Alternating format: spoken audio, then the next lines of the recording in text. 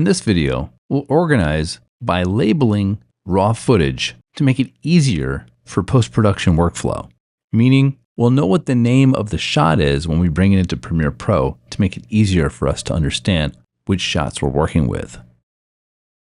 This shot is a wide shot. We're seeing both of the actors. So I'll name this wide 1 because that's our first wide shot. I have another wide shot down here where the characters have switched places. We'll name that one wide 2. This shot is looking at the red character over the shoulder. We'll call this one OTS Red 1. And then this shot is the same kind of shot but at a different angle. We'll name this one OTS Red 2.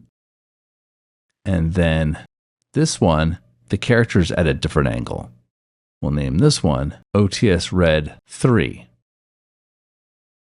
This shot is an over-the-shoulder shot looking at the blue character. We'll name this one OTS Blue 1. This shot is a little bit differently. This is an OTS Red guy.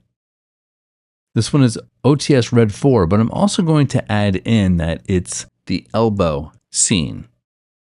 And the next one is the blue guy, and I have him wobbling around. We'll name this one OTS Blue 2 Wobble.